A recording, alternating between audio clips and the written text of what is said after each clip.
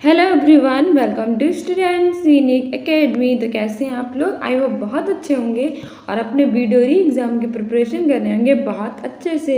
आज मैं आप लोगों के लिए वीडियो री एग्ज़ाम का प्रैक्टिस सेट 1 लेकर आई हूँ, जो कि आपके एग्ज़ाम के लिए मोस्ट इम्पॉर्टेंट होगा। इस प्रैक्टिस सेट 1 में कुल प्रश्न 150 है, क्योंकि 150 प्रश्न आपके पूछे जाते हैं।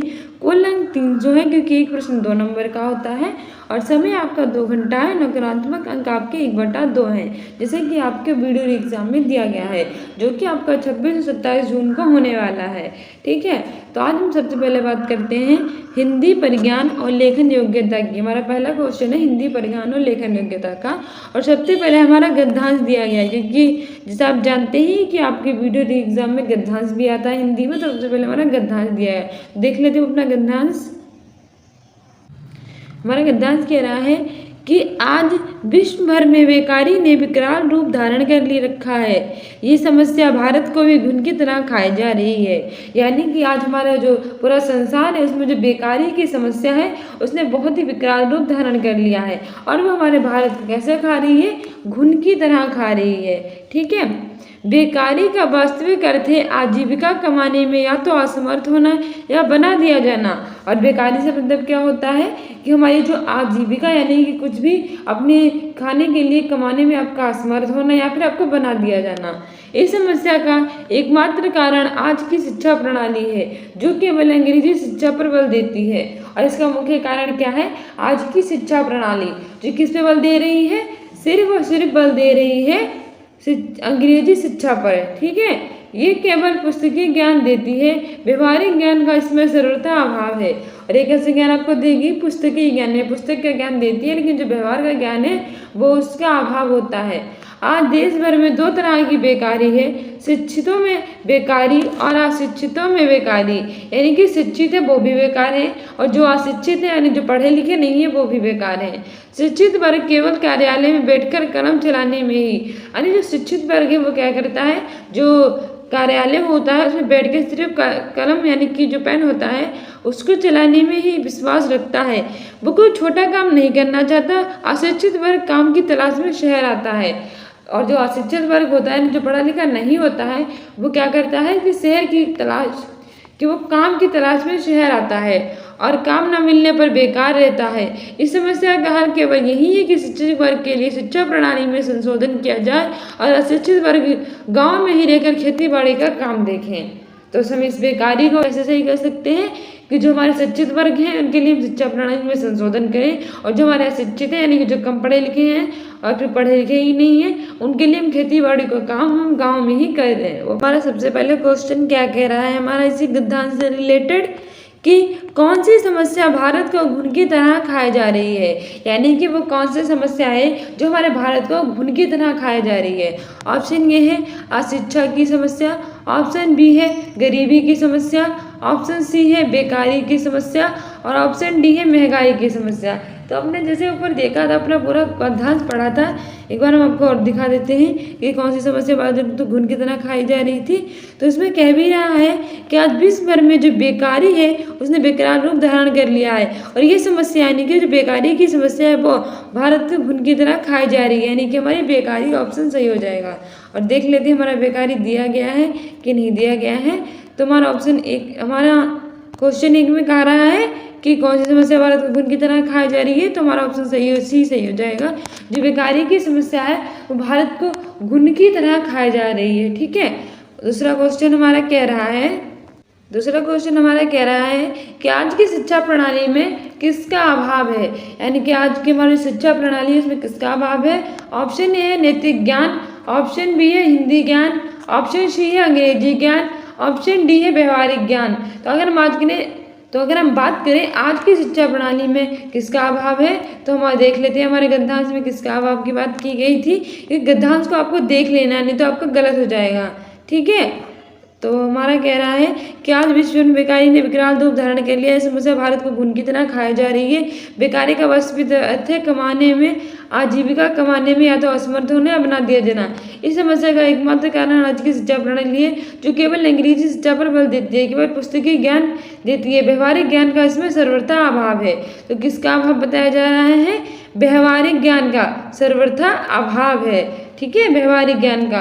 तो हमारा पूछा भी गया था कि किसका अभाव है शिक्षा प्रणाली में, तो आज की शिक्षा प्रणाली में व्यवहारिक ज्ञान का सर्वथा अभाव है, यानी ऑप्शन डी हमारा सही हो जाएगा कि आज की शिक्षा प्रणाली में जो व्यवहारिक ज्ञान है उसका अभाव है। हमारा यहाँ अगला क्वेश्चन कह रहा है तीसरा कि बेकारी की समस्या का एकमात्र कारण है, यानी आज की हमारी जो बेकारी है उसकी समस्या का एकमात्र कारण क्या है। ऑप्शन ए है शिक्षा प्रणाली, ऑप्शन बी है धर्म प्रणाली, ऑप्शन सी है जीवन प्रणाली, ऑप्शन डी है राजनीतिक प्रणाली। तो हमने ऊपर देखा था कि हमारी जो बेकारी की समस्या थी उसका एकमात्र कारण क्या था, तो हमारी जो बेकारी की समस्या है उसका एकमात्र कारण क्या है, तो दे रहा है कि जो केवल आज का इस समस्या का एकमात्र कारण आज की शिक्षा प्रणाली है, जो हमारी बेकारी है उसका आज की शिक्षा प्रणाली है वो एकमात्र कारण है। क्या इस समस्या का एकमात्र कारण है आज की शिक्षा प्रणाली, ठीक है। तो ये बेकारी की समस्या का एकमात्र कारण क्या हो जाएगा, आज की शिक्षा प्रणाली हो जाएगी, यानी ऑप्शन ये सही हो जाएगा, ठीक है। चौथा कह रहा है कि कौन सा वर्ग काम तलाश में गांव से शहर आता है, यानी कि हमारा ये 4 वर्ग, यानी कि हमारा कौन सा वर्ग है जो काम की तलाश में गांव से शहर आ जाता है। ऑप्शन ए है शिक्षित वर्ग, ऑप्शन बी है अशिक्षित वर्ग, ऑप्शन सी है उच्च वर्ग और ऑप्शन डी है इनमें से कोई नहीं। तो अगर हम बात करें कि कौन सा काम की तलाश में गांव से शहर आता है तो ऑप्शन बी सही हो जाएगा, जो अशिक्षित वर्ग है वो काम की तलाश में गाँव से शहर आ जाता है। देख भी लेती है क्या यही दिया गया था, क्योंकि क्या है ना एक बार देख लेना चाहिए कि वरना आपका गलत भी हो सकता है, ठीक है। तो कह रहा है कि अशिक्षित वर्ग काम की तलाश में शहर आता है, जो अशिक्षित वर्ग होता है वही काम की तलाश में क्या आता है, गांव से शहर आ जाता है, ठीक है। और हमने बता भी आपको दिया था कि गांव से शहर हमारा अशिक्षित वर्ग आता है, तो हमारा ऑप्शन भी सही हो जाएगा। 5वां क्वेश्चन कह रहा है कि संशोधन में उपसर्ग है, यानी कि जो संशोधन है उसमें क्या उपसर्ग है। ऑप्शन ए है सन, ऑप्शन बी है सम, ऑप्शन सी है सम और ऑप्शन सी है सर।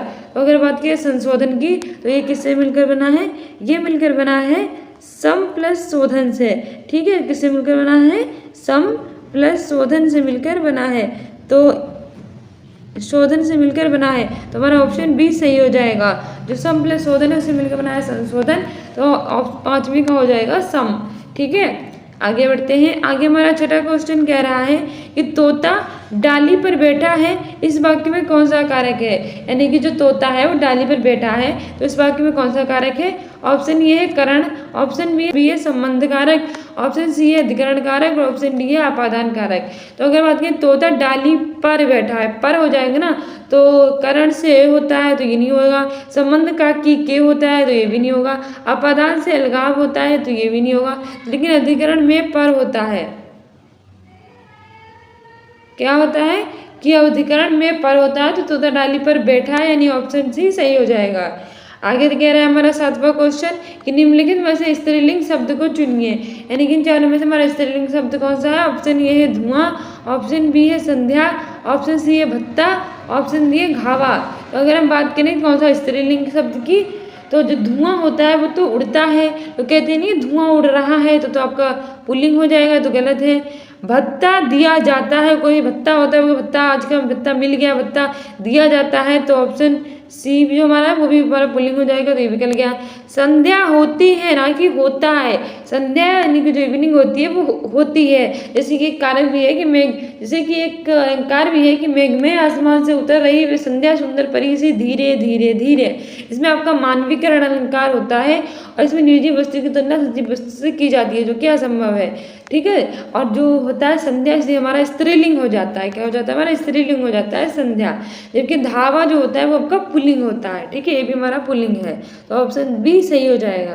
इसके अतिरिक्त मैंने जितने भी शॉर्ट्स बना के रखे वो देखा कीजिए कि वीडियो एग्जाम में जितने अलंकार हैं और आपके रस है वो सब आपके एग्जाम में आएंगे। इसके अतिरिक्त कमेंट्री पोस्ट में आंसर भी दिया कीजिए और स्टूडेंट अकेडमी को इंस्टाग्राम पर भी फॉलो कर लीजिए, ठीक है, जिससे आपको इम्पोर्टेंट अपडेट है वो मिलती रहे वीडियो एग्जाम से रिलेटेड। आगे बढ़ते हैं। आगे मैं देख लेते हैं कौन सा क्वेश्चन क्या कह रहा है। हमारा 8वां क्वेश्चन कह रहा है कि चिड़िया शब्द का प्रयोग बहुवचन में क्या होता है, यानी कि जो चिड़िया शब्द होता है उसका प्रयोग बहुवचन में क्या होता है। ऑप्शन ए है चिड़िया, ऑप्शन बी है चिड़ियों, ऑप्शन सी है चिड़ियों और ऑप्शन डी है चिड़िए। तो अगर हम बात करें चिड़िया शब्द की तो इनका बहुवचन में होता है चिड़िया, क्या होता है ऑप्शन ए सही हो जाएगा। जो चिड़िया शब्द का बहुवचन होता है वो चिड़िया होता है, ठीक है। क्योंकि चिड़िया का भोजन ही चिड़िया ही रहता है। ठीक है, आगे आगे कह रहा है कि अनंत शब्द का सही संधि विच्छेद होगा, यानी कि जो अनंत शब्द है उसका सही संधि विच्छेद क्या होगा।